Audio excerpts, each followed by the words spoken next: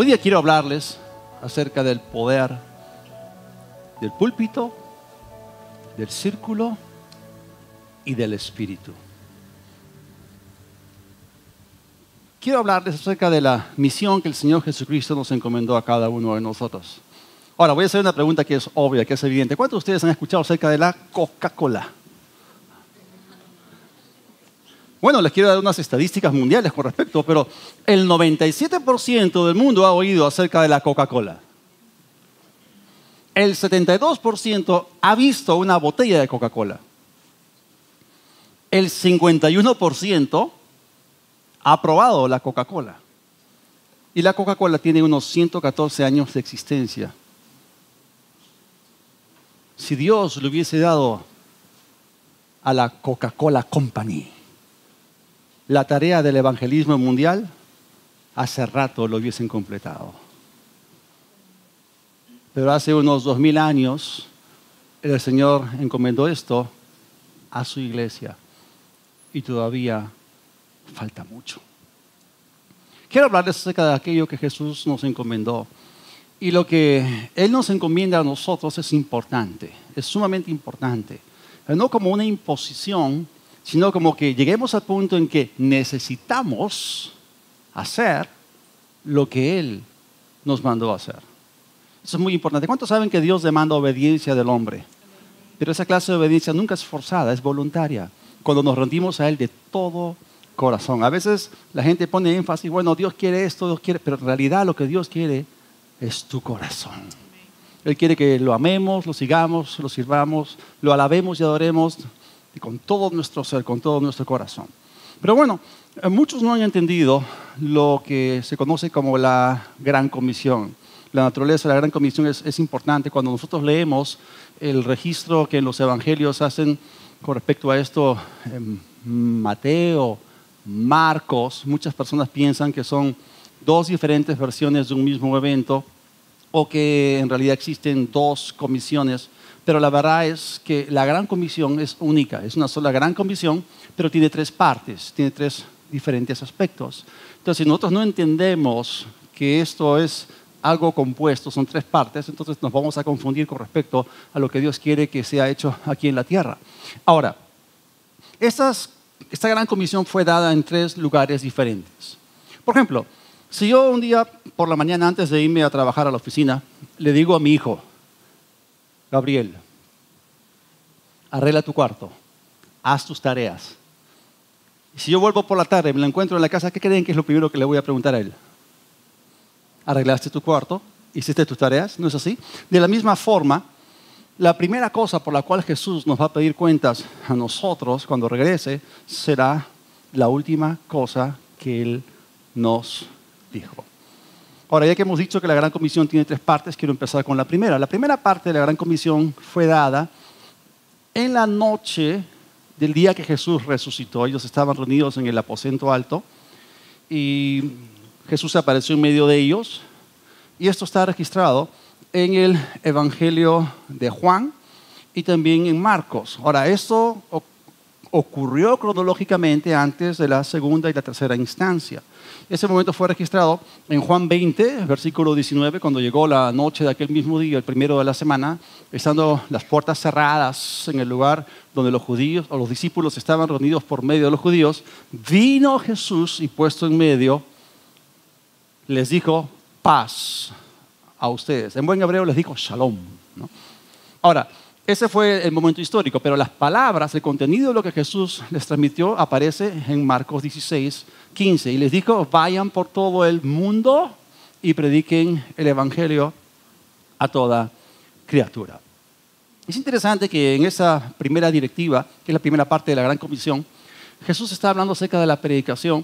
Y la palabra mundo, Él los está enviando a todo el mundo. La palabra mundo viene del griego cosmos. El término griego cosmos significa un sistema social mundial. Está hablando acerca de la sociedad en la cual vivimos. Y la palabra criatura no se refiere a cualquier criatura del reino animal, no incluye. Está hablando acerca de toda persona, está hablando acerca de todo ser humano hecho a imagen y semejanza de Dios. Entonces lo que Jesús estaba diciendo aquí es que el evangelio tenía que ser predicado o llevado a toda persona que que forme parte de todo tipo de sociedad y que esté bajo los diferentes tipos de cultura. En realidad, lo que él estaba diciendo es que nosotros entremos en el mundo de la persona. ¿Cuántos saben que cada persona es un mundo? Es un mundo diferente. Todos tenemos nuestras propias complicaciones, nuestros propios problemas. También tenemos nuestras áreas de fortaleza en las cuales brillamos y nos destacamos. Pero existe el mundo de los artistas, está el mundo de los políticos, está el mundo de los ingenieros, el mundo de los médicos, está el mundo de los arquitectos, el mundo de los constructores, el mundo de los empresarios. Hay diferentes mundos y el Señor nos ha llamado a entrar a los diferentes mundos de las diferentes personas. Entonces esa es la primera parte de la Gran Comisión. Ir y entrar en el mundo de las personas que son parte de diferentes sociedades y culturas. Entonces el Evangelio tiene que ser predicado a las personas que forman parte de los diferentes niveles socioeconómicos, políticos, y hay personas que tienen diferentes posiciones en la sociedad, los sociólogos las clasifican y todo eso. Entonces, a cada una de esas personas, bajo las diferentes sociedades y diferentes culturas, tenemos que llevarles el Evangelio de las buenas noticias de Jesucristo. Ahora, como esta primera parte de la Gran Comisión fue dada primero, entonces tiene prioridad sobre las otras dos. Es la primera prioridad de la iglesia. Esto es que la gente debe escuchar el Evangelio de Jesucristo. Y estas tres partes de la Gran Comisión fueron dadas en orden. Cronológicamente hablando, fueron dadas en orden. Pero esta que Jesús dijo es la primera misión de la iglesia. Ahora, eso significa que si nosotros vamos a cumplir con lo que el Señor nos encomendó, tenemos que prepararnos. Tenemos que posicionarnos para poder obedecer lo que Él nos mandó a hacer. Esto significa que nosotros tenemos que tener una actitud completamente diferente con aquellos que no son parte de la iglesia. Eso significa que nosotros tenemos que mostrarles amor, compasión, que tenemos que recibirlos. Yo doy gracias a Dios por lo que de ustedes invitan gente los días domingos, ¿no? Y los motivo para que puedan hacerlo, seguir haciéndolo. Los que no lo están haciendo, que no sientan la imposición, sino la necesidad de invitarlos, porque la verdad es que muchos no conocen al Señor. Entonces, cuando una persona viene y su primera experiencia con una iglesia puede ser, caramba, o sea, ¿quién me recibe afuera? Un anfitrión, y si me recibe con una gran sonrisa, un gran abrazo, eso puede ser de gran impacto a la persona. Y no importa si yo predico bien, si la persona lo recibió mal afuera, se echa a perder todo. O si quiere dejar a sus niños en el lugar de los niños, en la escuela dominical o en la cuna, y no los atienden bien ahí, entonces todo lo demás, la alabanza y todo lo demás, lo que trabajamos aquí para tener una reunión que pueda impactar a las personas, se echa a perder. Entonces nosotros necesitamos tener cuidado de esas personas. Muchas personas, la mayoría, cuando van un domingo a la iglesia, llegan pensando en ellas mismas solamente. Cuando en realidad el énfasis le pone Jesús en la oveja perdida y no en las 99 que están bien. Entonces, si llegamos acá con nuestra propia agenda egoísta y no tenemos ningún tipo de sensibilidad para con los invitados, entonces estamos desvirtuando la primera parte de la Gran Comisión. O sea, si tú vienes enfrascado en tu propio mundo, ¿cómo vas a poder entrar en el mundo de las otras personas? Eso es tan importante que nosotros les demos una cálida bienvenida. Y luego cuando vienen acá y nos reunimos, comenzamos a alabar y adorar a Dios. Una alabanza y oración nunca vista, de todo corazón. La gente no está acostumbrada a esto. Entonces el Espíritu Santo trabaja en ellos y los impacta. Y luego viene el mensaje de la palabra de Dios y la palabra de Dios les abre los ojos, impacta su corazón. Y luego tienen convicción de pecado y luego se dan cuenta que necesitan recibir a Cristo como Salvador. Y ¡wow! Conseguimos lo que Jesús nos encomendó que hagamos. Entonces, cuando venimos los días domingos, preparamos las reuniones como que tenemos invitados de honor y los recibimos así, como invitados de honor, para que tengan una experiencia en que su vida sea completamente transformada. Tenemos que entender una cosa. La gente de ahora no es como la gente de hace 20 o 30 años. La gente de ahora está bajo una sociedad y una cultura que está cambiando rápidamente. Hace 40 años acabé el colegio. Y este año hemos tenido reuniones con los compañeros. Yo le digo los chicos del colegio. ¿Qué chicos? Ok, 56 años. Okay. Bueno, el asunto es que conversando con ellos, fuimos 200 los que nos graduamos en la promoción Centenario 1978 del Colegio Inmaculada de Monterrico. 200 personas. Y yo les he preguntado porque tenemos reuniones y nos ponemos a hablar. De todos ellos, gracias a Dios, más o menos 6 o 7 han recibido a Cristo. Un par vienen acá a la iglesia, pero bueno. Y yo les pregunto a ellos, o sea, ¿ustedes van a la iglesia? Y la mayor parte de ellos no van a ninguna iglesia. Esa es una buena pregunta a ustedes. Simple deducción. ¿Y los hijos de ellos irán a la iglesia? Mi hijo nació en el 95, los hijos de ellos un poquito antes, quizás un poquito después. Estamos en una generación de los millennials, ¿okay? Gente que no han sido llevados por sus padres a la iglesia. Muchos de ellos no han crecido en un hogar, entre comillas, católico practicante. Muchos de ellos no están en un colegio religioso, hay colegios seculares. Entonces, ellos no conocen las palabras de Jesús, no conocen la Biblia. No están acostumbrados a las historias de la Biblia. Y tienen un nivel moral, ético, muy bajo. Si no me quieren creer, pónganse a pensar en el calibre moral y ético de nuestros políticos actuales en nuestro país en el siglo XXI. Entonces estamos tratando con gente diferente.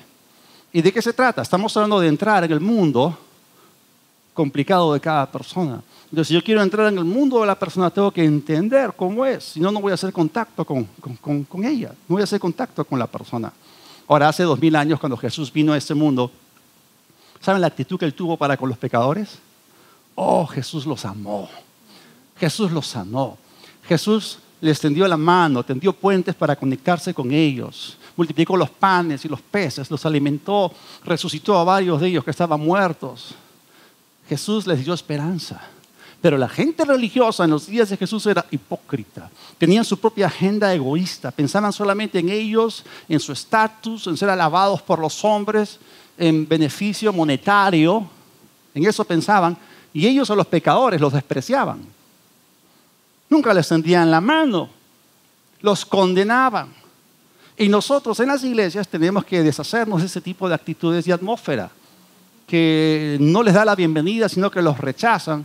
Y eso no va a ayudarnos para que nosotros podamos cumplir con la primera directiva del Señor, de entrar en el mundo de la persona para que la persona pueda conocer a la persona más maravillosa de todo el universo, el Señor Jesucristo. Y eso es tremendo. Entonces tenemos que mostrarles a esas personas que estamos interesados en ayudarlos de una manera en que ellos se puedan dar cuenta. Pero si pensamos en nosotros mismos, eso nunca va a ocurrir. Tenemos que entender una cosa. La mayor parte de personas han entrado por el camino ancho y espacioso que lleva a la perdición. Y muchos de ellos son pecadores que están camino al infierno y no lo saben. No saben que hay un cielo, no saben que hay un infierno y que son reales. Y si nosotros no los amamos y no mostramos interés en ellos, de ayudarlos genuinamente, de que estamos interesados en ellos, entonces ¿cómo ellos se van a acercar a Dios? Y Jesús dijo, en esto el mundo va a reconocer que somos sus discípulos si nos amamos. Es el amor de Dios en nosotros. Entonces, si nosotros los amamos genuinamente, eso va a impactar sus vidas para salvación. Y por eso, cuando venimos los domingos, pensamos en ellos, nos acercamos a ellos y para poder entrar en su mundo. Por eso, las reuniones de los domingos han sido preparadas de tal manera de que nosotros podamos utilizar un lenguaje mucho más sencillo para que la gente nos pueda entender. Tenemos música moderna, tenemos un buen escenario, tenemos luces y todo eso lo hace bien. Pero al mismo tiempo, lo que hacemos es que las reuniones no son muy largas. Por ejemplo, ¿cuánto dura una misa? Más o menos. 40 minutos, 50 minutos, una hora, ¿ok? Los que han ido a misa, ¿ok? Saben que una reunión dura aproximadamente así. Entonces nosotros no hacemos reuniones de 2 horas y media ni 3 horas, porque en realidad tenemos que tener tacto para con las personas y no están acostumbradas a reuniones tan largas. Por eso nuestras reuniones son 70 minutos aproximadamente, que no es mucho más. Pero lo que queremos es que a través del toque personal de ustedes, a través de la alabanza, la oración y el mensaje de la palabra, ellos puedan reconocer que Dios está aquí y puedan darle su corazón a Cristo Jesús. Entonces esa atmósfera de amor, de alabanza y el mensaje de la palabra de Dios llevan a la persona a tener o adquirir lo que se conoce como convicción de pecado y tienen un encuentro personal con Dios. Y es allí donde se menciona el poder del púlpito. ¿Saben el poder que tiene la palabra de Dios? La palabra de Dios es inspirada por Dios y es útil para enseñar, para redarguir, para corregir y para instruir en justicia. Otra traducción dice que la palabra de Dios tiene un tremendo poder persuasivo. La gente es persuadida por la palabra y el Espíritu Santo. Ellos se dan cuenta que tienen una deuda moral con Dios, que su pecado tiene que ser tratado, gracias a Dios que Jesús pagó el precio por eso. Entonces ellos son llevados al punto en que reciben a Cristo Jesús. Y este es el poder del púlpito. Ahora, la segunda parte de la gran comisión fue dada en otro lugar, en un monte en Galilea, al norte de Jerusalén. En un monte que muchos piensan que fue el monte donde Jesús llamó a sus discípulos, de acuerdo con Marcos 3:13. Y esto ocurrió por lo menos 2 semanas después de lo que sucedió en la primera comisión. La Biblia dice que después de que Jesús se les apareció a ellos en la noche del día que resucitó, 8 días después se les volvió a aparecer. En la primera oportunidad Tomás no estaba. No estaba Judas, tampoco estaba Tomás. Entonces, 8 días después, digamos un lunes, Jesús se les vuelve a aparecer y directamente le dice a Tomás, o sea, no seas incrédulo, pues, ¿no? Sino creyente. Bienaventurados los que creyeron sin haber visto. Entonces, el viaje en aquellos días de sur a norte para viajar desde Jerusalén a Galilea tomaba unos 6 o 7 días. Entonces sumamos 8 días más 6 o 7, tenemos por lo menos 2 semanas después. Y esa segunda parte de la Gran Comisión fue registrada por Mateo, el capítulo 28, los versículos 19 y 20. Dice, por tanto, vayan y hagan discípulos a todas las naciones, bautizándolos en el nombre del Padre y del Hijo y del Espíritu Santo, enseñándoles que obren todas las cosas que yo les he mandado, y aquí que yo estoy con ustedes todos los días hasta el fin del mundo. Entonces, la primera parte, ¿qué cosa era? Era entrar en el mundo de las personas. Pero acá está hablando acerca de ir a todas las naciones, del griego ethnos.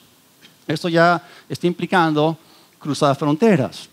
La palabra etnos, que se traduce en naciones aquí, se refiere a todo grupo étnico, se refiere a las diferentes razas. Es decir, todo grupo étnico, la gente de todo grupo étnico o la gente de las diferentes razas en el mundo necesitan ser hechos discípulos de Jesucristo.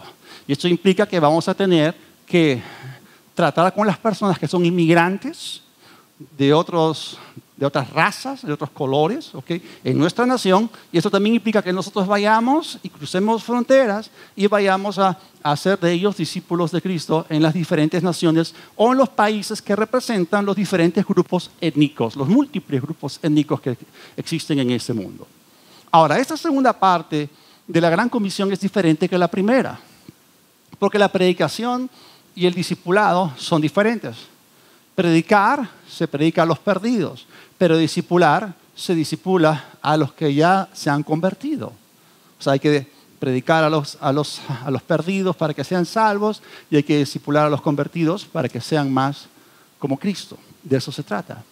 Entonces, cuando hablamos de la primera parte, que es el poder del púlpito, el poder del púlpito no fue diseñado por Dios para hacer discípulos, porque es un llamado completamente diferente.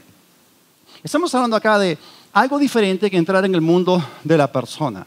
Estamos hablando ahora acerca de cruzar fronteras. Ahora, ¿qué es lo que hace la predicación? La predicación lo que hace es que la persona se ve confrontada con su necesidad de Dios. Hay algo que la gente necesita adquirir, eso se llama convicción de pecado. Si la gente no abraza la verdad fundamental de que existió el pecado original, entonces no van a sentirse con una deuda de pecado delante de Dios. Entonces la palabra de Dios es el evangelio de arrepentimiento. O sea, Jesús dijo que el mundo tenía que arrepentirse de sus pecados. Entonces Jesús ya pagó el precio por ellos, gracias a Dios, en la cruz. Entonces pueden ser absueltos, pueden quedar completamente libres. Eso está bien, eso es lo que nos da el poder del púlpito. Pero luego, cuando hablamos acerca del discipulado, esto fue hecho de una manera completamente diferente. Y en esa segunda parte de la comisión, como estamos viendo, Jesús dijo, vayan a todas las naciones y hagan discípulos. Entonces, si Dios nos dice que nosotros hagamos discípulos, entonces esa es una tarea que Dios no va a hacer por nosotros. Nos compete a nosotros hacer discípulos. Ahora, Él nos va a ayudar, Él nos va a dar el equipamiento para hacerlo, pero Él no lo va a hacer por nosotros. Es Dios el único que puede salvar a las personas. Él es el único que imparte vida eterna, que puede cambiar vidas. Pero somos nosotros, por su gracia, los que hacemos discípulos. Ahora, es bien interesante cuando leemos los 4 evangelios y miramos la forma en la cual Jesús empleó su tiempo. Jesús tenía sus 12 discípulos y dentro de los 12 tenía un círculo íntimo. Había 3. ¿Quiénes son? Pedro, Juan y Jacobo. ¿Bien? Entonces Jesús empleó más tiempo con Pedro, con Juan y con Jacobo, luego con el resto de los 12, luego con el resto de sus discípulos, que eran los apóstoles, y luego con las multitudes, luego les dedicó menos tiempo a los fariseos y a aquellos que se les oponían, y al que le dedicó menos tiempo de todos fue al diablo. Hay algunos creyentes que piensan más en el diablo que en otra cosa, pero bueno. Y entonces esa fue la forma en la cual Jesús trabajó con ellos y Él modeló. O sea, el libro de Mateo es el libro de discipulado por excelencia. Y Él lo hizo en un entorno que podemos llamar verdaderamente un círculo. Estamos hablando ahora del poder del círculo. Es decir, el poder del púlpito no puede producir discípulos, pero el poder del círculo sí. Estamos hablando acá acerca de un entorno completamente diferente. O sea, Jesús no colocó un podium o un atril o un púlpito móvil y lo llevaba y les sentaba a sus discípulos, siéntense en fila, les voy a dar clase. Jesús no hizo eso. Jesús invirtió en ellos por 3 años y medio con mayor profundidad, porque ellos sabían que si podían impactar a un grupo pequeño de personas, Él iba a impactar a gran escala mundial. Él se derramó sobre 12 personas. Él sabía que si ponía lo que estaba en Él, en ellos cambiarían al mundo. Y ese es el poder del círculo. Estoy hablando acerca de un entorno reducido donde nosotros podemos orar unos por otros, donde hay rendición de cuentas, donde podemos ocuparnos o preocuparnos los unos por los otros. Y es un lugar donde podemos darles la verdad de Dios. Porque Jesús dijo, conocerán la verdad y la verdad los hará libres. Entonces, dentro de la visión de nuestra iglesia, el punto número 1 es conocer a Dios, pero el segundo es hallar libertad. Entonces, no estamos hablando acá de un discipulado en grandes grupos, estamos hablando acerca de algo muy reducido. Es cuando juntamos a la gente en un círculo pequeño, cuando hay rendición de cuentas mutua y la gente puede crecer, pueden ayudarse unos a otros. Ahora, hace años, hace algunos siglos en realidad, hubo un tremendo predicador. Se dice que George Whitefield fue uno de los más grandes predicadores en sus días, porque él podía predicar a multitudes de miles de personas sin tener un micrófono o un sistema de amplificación de sonido. ¿Qué tal potencia de voz que tenía? Entonces ese hombre fue reconocido. Y él fue contemporáneo con otro tremendo predicador conocido como John Wesley, que fue fundador del metodismo. Y miren lo que George Whitefield dijo acerca de Wesley. Él dijo, mi hermano Wesley actuó sabiamente. Él reunió a las personas que fueron salvas bajo su ministerio en pequeñas sociedades y de esa manera preservó el fruto de su labor. Yo en esto fui negligente y mi gente no está cohesionada. Interesante su comentario. A lo cual John Wesley le respondió con las siguientes palabras. Aquellos que estuvieron deseosos de salvar sus almas decidieron no seguir desconectados los unos de los otros, sino que se agruparon y empezaron a cuidar el uno del otro en amor. Fue así que se formaron sociedades y la disciplina cristiana se introdujo en todas sus ramas. Y eso parece seguir el patrón o modelo del libro de Hechos, donde la Biblia dice que ellos se reunían en el templo y en las casas. Es decir, la iglesia tiene que ser grande los domingos y pequeña en los días de semana, en círculos cerrados, lo que nosotros llamamos grupos pequeños. Y yo como pastor motivo a las personas para que formen parte de un grupo pequeño, porque ahí podemos cuidar de ti mejor, podemos orar por ti, podemos tener rendición de cuentas, podemos ayudarnos en el camino, podemos, como dice ahí, cuidar el uno del otro. Ahora, ¿cuál fue el resultado de las estrategias de ambos hombres? Después de siglos, no existen seguidores de George Whitefield, pero existen decenas de millones de cristianos wesleyanos, aparte que él fundó la iglesia metodista. Entonces, ¿cuál fue la clave? Un círculo cohesionado. En otras palabras, grupos pequeños. Entonces, los discípulos se hacen a través del poder del círculo. ¿Alguna vez te han preguntado cuáles son tus intenciones? Te acercas a una persona, a alguien, ¿cuáles son tus intenciones? ¿Qué cosa tienes bajo la manga? Yo les voy a decir cuáles son mis intenciones. Formar a Cristo en cada uno de ustedes. Esa es nuestra agenda y no tenemos nada más debajo de la manga. Y por eso yo les ruego, es necesario que formen parte de un grupo pequeño. Les doy una buena noticia. La próxima semana vamos a empezar la segunda temporada de los grupos pequeños de Verdad y Libertad. Solamente tienen que acercarse a la mesa de informes y preguntar. Hay grupos para hombres, hay grupos para mujeres, hay grupos para familias, hay grupos para estudiantes, para jóvenes y todo eso con diferentes temáticas. Yo los motivo porque allí podemos crecer, allí podemos mejorar como cristianos. Entonces, el discipulado ocurre en grupos pequeños a través del poder del círculo.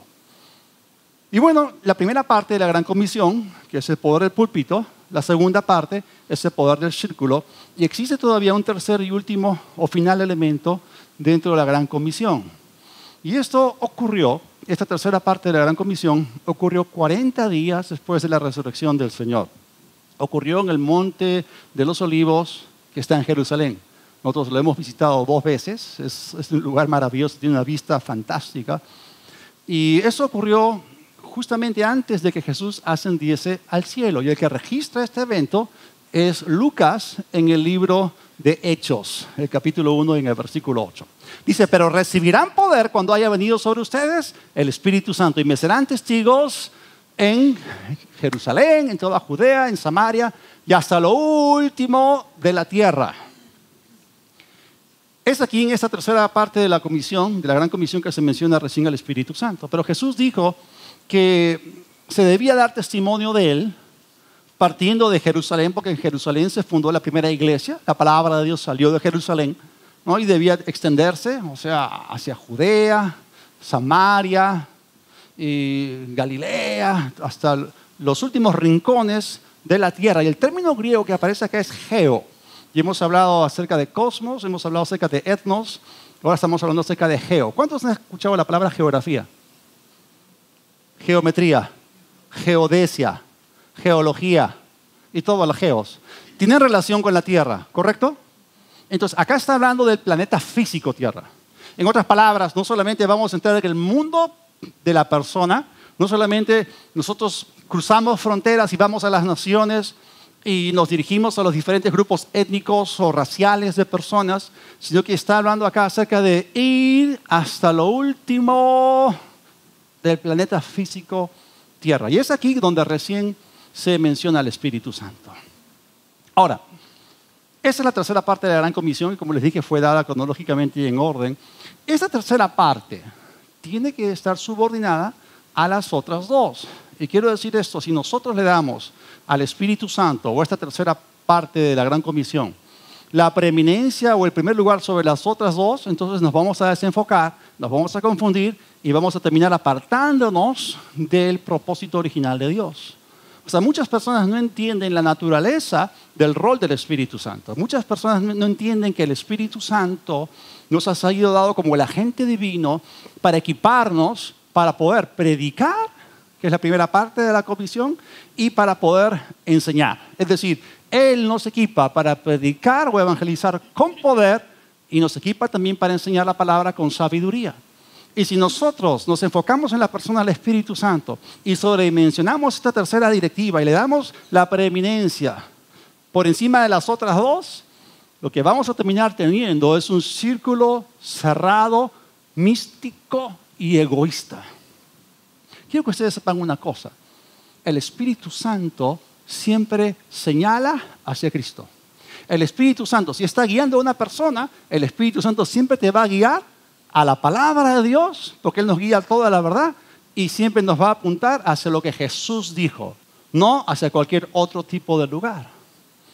Y es aquí donde empiezan los problemas, es aquí donde empieza la confusión, cuando algunas personas no entienden lo que es el poder del Espíritu.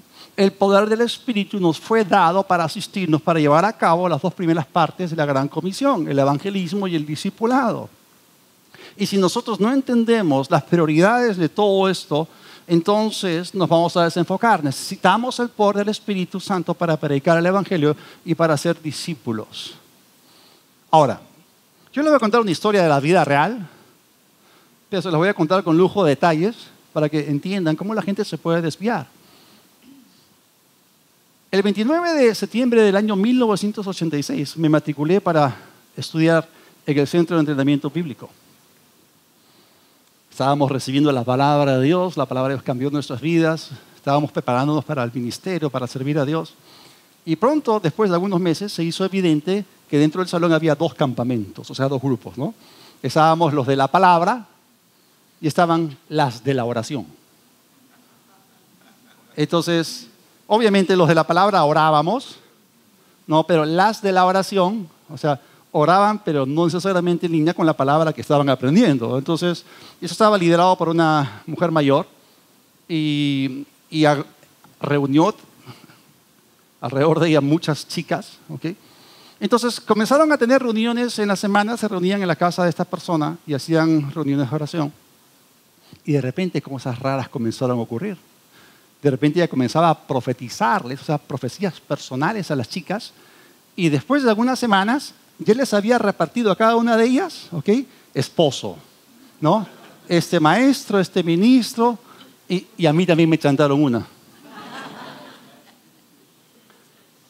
Ahora, y encima agarraron un versículo de la Biblia que lo torcieron por completo. No sé si ustedes han escuchado Marcos 11:23. ¿Quién conoce lo que Jesús dijo en Marcos 11:23? Porque de cierto les digo que cualquiera que dijere a este monte, quítate y échate en el mar, y no dudare en su corazón, sino creyere que será hecho lo que dice, lo que diga, le será hecho. Entonces ellas comenzaron a decir, me voy a casar con Víctor, ¿no? Me voy a casar con John, me voy a casar con Manuel, me voy a casar con Santiago, comenzaron a decir ese tipo de cosas, y la verdad es que esa fue una completa distorsión, y eso que ellas hacían, entre comillas, en el nombre del Espíritu Santo, no era el Espíritu Santo.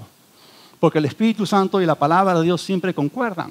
Y si la palabra y el Espíritu no concuerdan, no es el Espíritu Santo. Hay que remitirse a lo que está escrito. Entonces, ¿cuánto me costó a mí sacarme encima a esa chica? En realidad, era como 10 años mayor que yo. Y yo le dije, hermana, te amo en el Señor, pero no me interesas espíritu, ni alma, ni cuerpo como esposa. Y está de por medio mi decisión. Cuando me casé con Florcita, mi esposa maravillosa, recién se dio cuenta. No, pero ellas así cuando no les salían bien las cosas, no, que hay que seguir reteniendo la confesión, que no sé, hay que confesar, hay que nuestra fe, que no podemos dejar que tambalee, pero eso se llama insensatez. Ese no es el Espíritu Santo. La voz de la sabiduría es la voz del Espíritu Santo, porque el Espíritu Santo es el Espíritu de la sabiduría. La voz de la sensatez es la voz del Espíritu Santo, porque el Espíritu Santo no es fantasmagórico. El Espíritu Santo es la persona más cuerda y sabia del universo. Y si no está en línea con la palabra de Dios, no es el Espíritu Santo. Es cualquier otro tipo de espíritu. ¿Y cuántos saben que hay millones de espíritus de error, pero hay un solo espíritu de verdad que es el Espíritu de Dios?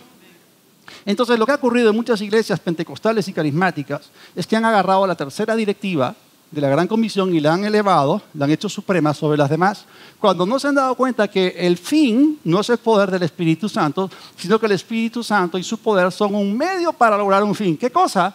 Cumplir con las dos primeras directivas. Y si nos desviamos de eso, entonces vamos a estar en problemas.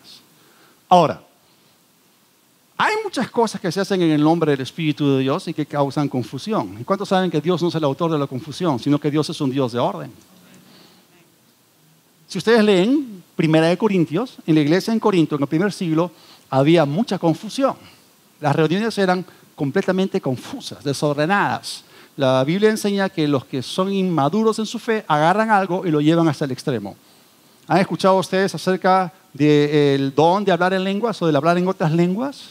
Un lenguaje no aprendido intelectualmente. Bueno, así como los apóstoles fueron yéndose en Pentecostés, ¿ok?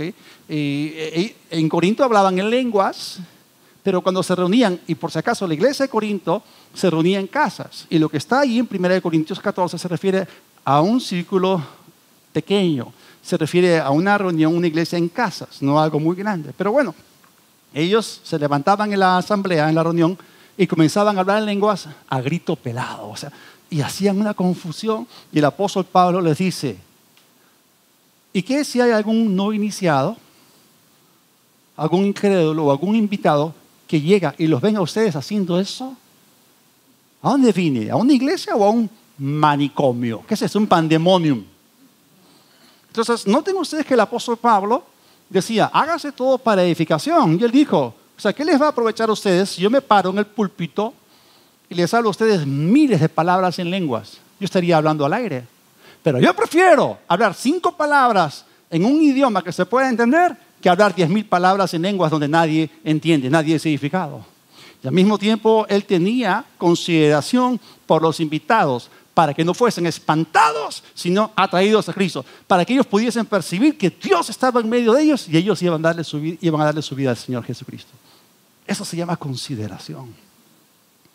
Entonces, el Espíritu Santo no está para espantar a la gente, sino para atraerla.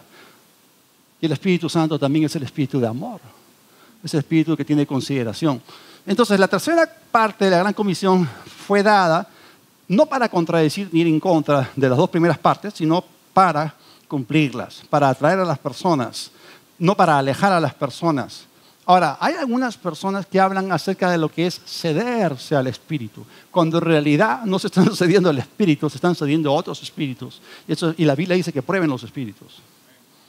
Hace años, cuando yo estaba en una iglesia, era una iglesia pequeña, y había una chica que comenzó a juntarse con una hermana de una iglesia ultra pentecostal, donde habían agarrado la tercera directiva y la pusieron en primer lugar.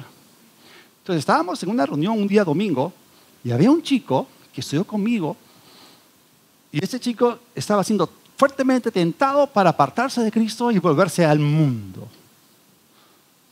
Ese domingo en particular, esta hermana sale de su sitio y comienza a danzar con una danza tan grotesca que parecía una serpiente en actitud seductora. ¿Qué es esto? Rarísimo. Y se para frente a este hermano y lo señala y le comienza a dar una profecía personal donde lo embarró y lo condenó. El chico se apartó del Señor y se fue al mundo. Ella le fue de tropiezo. Y ustedes no saben los años y la oración que costó para que él volviese. Volvió, estudió en el centro bíblico y ahora es miembro de Verdad y Libertad. No les voy a decir quién es. Pero el Espíritu Santo no hace ese tipo de cosas. O sea, él no condena a las personas. Él ayuda a las personas. Y bueno, la cosa es que esas personas en Corinto se ponían a hablar en lenguas a todo volumen porque estaban pensando en su propia edificación, estaban pensando de manera egoísta. Y Pablo les dice, ¿saben qué? Si ustedes quieren edificarse a sí mismos, váyanse a su casa y oren en lenguas, todo lo que quieran, pero no en voz alta para no molestar a los vecinos, ¿no? Pero en la iglesia busquemos la edificación de la gente y seamos considerados con los nuevos, para no espantarlos, para no alejarlos, para no hacerlos tropezar, sino todo lo contrario, para que ellos puedan recibir el amor de Dios y puedan conocer a Cristo. Ahora, es interesante que hay un común denominador en este tipo de personas que se ceden a cosas muy raras.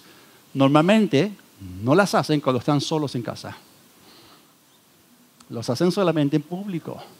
Y Jesús ya se pronunció acerca de esto en Mateo, en el Sermón del Monte, en el capítulo 6, versículos 5 y 6. Cuando oren, no sean como los hipócritas, que les gusta pararse en las sinagogas y en las esquinas de las calles a orar en voz alta. ¿Para qué? Para que los vean. Les digo la verdad, ellos ya han recibido su recompensa, o sea, la alabanza de los hombres. Pero tú, cuando ores, entra a tu cuarto, cierra la puerta y habla con tu padre. Así recibirás recompensa de tu Padre, porque Él ve todo lo que se hace en secreto. Y la gente que tiene intimidad con Dios en privado no anda haciendo alarde de esto en público. Si tú tienes una vida de oración profunda, tú no vas a querer que los hombres te vean ni te alaben. Tú no vas a hacer demostraciones en público, porque la intimidad con Dios en privado produce fruto en público. Entonces tenemos que entender el rol del Espíritu Santo, la naturaleza del rol del Espíritu Santo para ayudarnos a nosotros. Es para predicar con poder, para enseñar con sabiduría. La predicación con poder convence de pecado a los perdidos. Y nosotros cuando enseñamos por la gracia del Espíritu Santo, enseñamos con sabiduría, por revelación, por inspiración, con sencillez, con claridad, con proficiencia, con pericia. Hablamos la palabra de tal manera que todos la pueden entender. Entonces tenemos el poder del púlpito, tenemos el poder del círculo y tenemos el poder del Espíritu Santo. Y el Espíritu Santo es santo y ayuda para que las personas sean limpiadas de su pecado. Y cuando enseñamos la palabra de Dios, lo hacemos bajo el Espíritu de verdad, que nos guía a toda la verdad. Y Jesús dijo, Él tomará de lo mío, y también dijo, Él me glorificará. Y Jesús dijo, si yo fuere levantado, a todos atraeré a mí mismo. Entonces el Espíritu Santo enriquece lo que hacemos en la evangelización y en el discipulado. Y por eso en Verdad y Verdad queremos que todos ustedes sean llenos del Espíritu Santo. Y la mejor forma en que sean llenos del Espíritu Santo es en un ambiente cerrado, en un grupo pequeño. Porque hay algunas personas, miren, podemos hacer un llamado para que la gente sea bautizada en el Espíritu Santo y pueden pasar 100 adelante y digamos que 80 reciben. ¿Qué pasa con los otros 20 que no hablan en lenguas y no reciben en ese momento? Van a regresar a sus casas confundidos. El diablo se va a aprovechar, les va a dar duro, va a hacerlos sentir indignos. Tienen preguntas, tienen dudas, tienen interrogantes, pero en un grupo pequeño podemos ayudarlos de una mejor forma. Respondemos a sus interrogantes y tomamos tiempo para orar por ellos. Entonces es importante que todos los cristianos tengamos el poder del Espíritu. Entonces, todos nosotros necesitamos, ¿qué cosa? El poder del púlpito, el poder del círculo y el poder del Espíritu. Toda cabeza inclinada, todo ojo cerrado. Señor, te damos gracias. Así como el profeta Isaías, decimos, heme aquí, envíame a mí. Repitan conmigo, estoy dispuesto. Señor, mi corazón te pertenece. Yo necesito cumplir con tu propósito.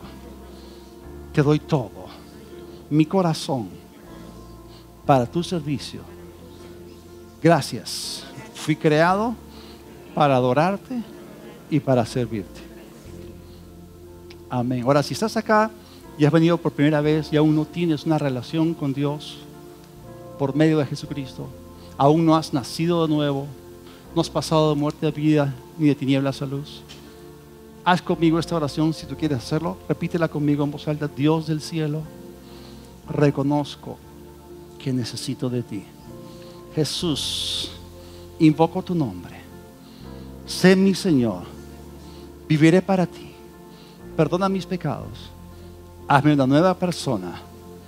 Gracias por el regalo de la vida eterna. En tu nombre, amén.